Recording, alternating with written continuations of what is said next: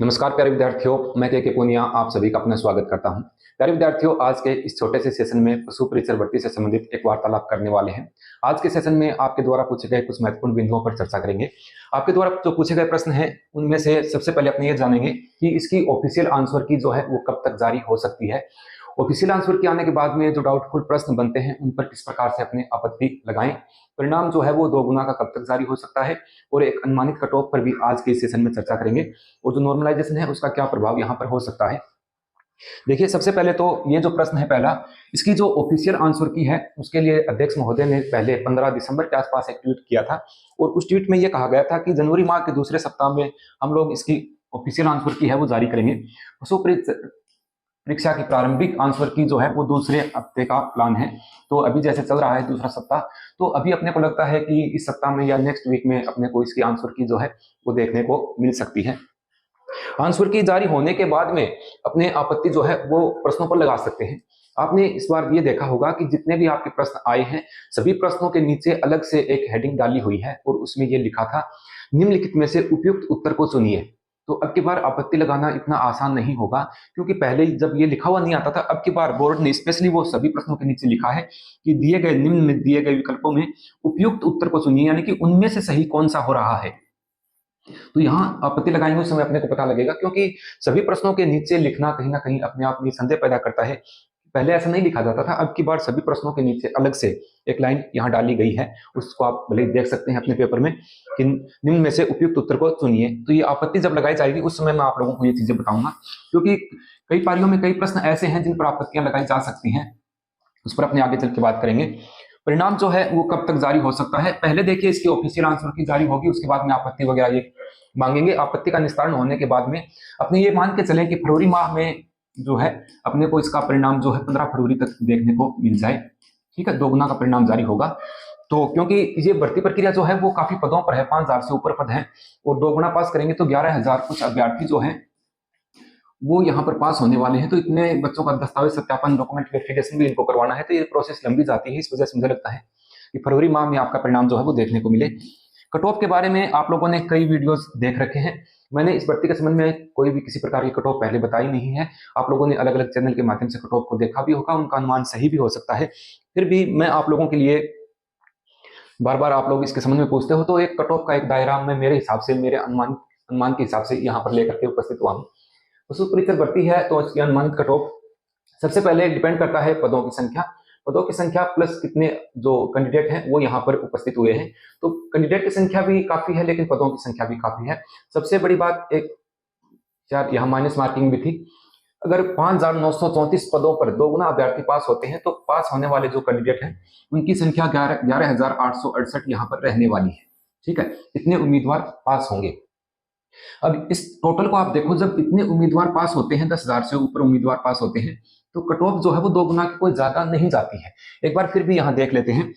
यहाँ सामान्य की जो कट ऑफ है, सामान्य के जो पुरुष हैं उनकी मेरे हिसाब से 114 से 116 के आसपास नंबर बन रहे हैं। तो ये कैंडिडेट 2 गुना में यहाँ पर चयनित हो जाएंगे। मैं मेरा अनुमान यहाँ पर बता रहा हूँ, सबके अनुमान अपने अपने अलग होते हैं। सामान्य की जो फीमेल है, महिला बहनें हैं, तो वो 109 से 111 के आसपास उनके बन रहे हैं। तो उनके लिए 2 गुना के लिए ये एक अच्छा स्कोर है। अंतिम कट ऑफ मैं बताऊंगा। अंतिम कट ऑफ जब बढ़ती है तो 10 प्लस नंबर आप मान के चलें, इतने हो ही जाएंगे। तो 114 है, ये फिर 124 के आसपास भी जा सकती है अंतिम। लेकिन यहाँ पहले अपने जो पहला स्टेप है उसकी बात कर रहे हैं। सामान्य में जो डाइवोर्स कैटेगरी की बहनें हैं, जो पृथकता बहनें हैं, वो 87 से 89 के बीच में है, तो यहाँ पर वो चयनित हो जाएंगी। क्योंकि आप लोगों के डाइवोर्स के और विडो के काफी पद हैं, विडो के 250 से ऊपर पद हैं इस भर्ती में।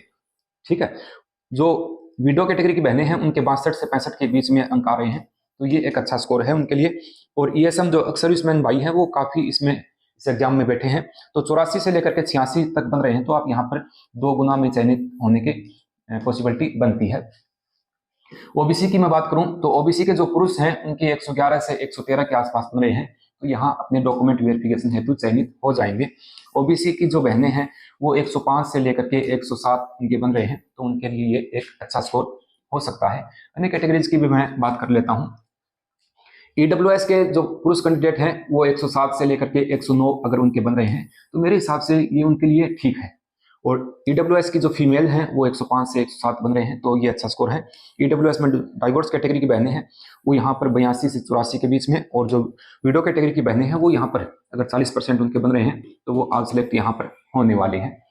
एमबीसी में जो पुरुष हैं वो 104 से 106 के आसपास, और फीमेल जो है वो 100 प्लस या 102 के आसपास जो उनका स्कोर है वो अच्छा है 2 गुना के लिए।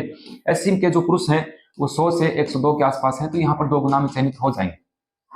अब आपको ये लग रहा है कि बहुत सर कम बता रहे हैं, क्योंकि ऑफिशियल आंसर के आने के बाद में बहुत आंकड़ा नीचे आ जाता है, बहुत ज्यादा। अपने मान के चल रहे हैं किसी कोचिंगों के हिसाब से मिला है, किसी बुक्स के हिसाब से मिला है। अब बोर्ड कौन से प्रश्न का क्या उत्तर मानता है, और नेगेटिव मार्किंग प्रॉपर रूप से जब बोर्ड करेगा, निचोड़ निकलेगा, तो जो कैंडिडेट आपको ये कह रहे हैं कि 125 है, वो जाहिर सी बात है 10 अंक तो और नीचे आ ही जाएंगे आराम से, या 15 अंक आ जाएंगे। ठीक है, तो उनके 105 108 के आसपास अंक ही निकलते हैं। मैंने देखा है अभी तो बच्चे धीरे धीरे मिलान कर रहे हैं तो बहुत नीचे आ रहे हैं। फीमेल जो है एससी की वो 94 से 96 के आसपास, और एसटी में जो पुरुष हैं वो 97 से लेकर 99 के आसपास है, तो यहाँ 2 गुना में चयनित हो जाएंगे। ठीक है, ये 2 गुना का जो दायरा है वो मैंने आप लोगों को यहाँ पर बताया है। उसके बाद में एक चीज और थी कि नॉर्मलाइजेशन का क्या प्रभाव पड़ सकता है। नॉर्मलाइजेशन हो सकता है क्योंकि 1 तारीख को जो पेपर हुआ वो शिफ्ट सबसे हार्ड मानी गई थी, उसके बाद में दूसरी शिफ्ट और उसके बाद में तीसरी शिफ्ट के जो पेपर में, तो इस हिसाब से ये जो शिफ्ट थी हार्ड शिफ्ट वालों को मुझे लगता है कोई बेनिफिट यहाँ पर हो जाए कि उनको अंकों में बढ़ोतरी की जाए। ठीक है, या फिर जो सबसे सरल शिफ्ट जिसको माना गया है उसमें एक आध प्रश्न जो है उसका नुकसान उनको हो जाए बच्चों को, तो ये नॉर्मलाइजेशन होगा तो इतना बड़ा प्रभाव नहीं पड़ने वाला है, इतना बड़े लेवल में भी नॉर्मलाइजेशन नहीं होगा जैसा कि पटवारी में हुआ था, क्योंकि उसके बाद में काफी दिक्कतें आती हैं जब 17 17 18 18 नंबरों का डिफरेंस आ जाए तब। लेकिन यहाँ पर 4 5 नंबर का जो शिफ्ट हार्ड है उसको फायदा हो सकता है। ठीक है, तो ये सामान्य जानकारी आप लोगों के द्वारा जो पूछी गई थी पशु परिचर भर्ती से रिलेटेड, और कोई बात रह गई हो तो आप कमेंट कर दीजिएगा, अपने बात कर लेंगे उसके संबंध में। नॉर्मलाइजेशन के संबंध में बात हो चुकी है, कट ऑफ के संबंध में हो चुका है, परिणाम के बारे में मैंने आप लोगों को बता दिया है। तो ये छोटी सी रूपरेखा इस भर्ती के संबंध में थी मेरे पास, तो वो मैंने आप लोगों को बताने का प्रयास किया है। मिलते हैं किसी नेक्स्ट सेशन में नई जानकारी के साथ, तब तक के लिए नमस्कार, जय हिंद।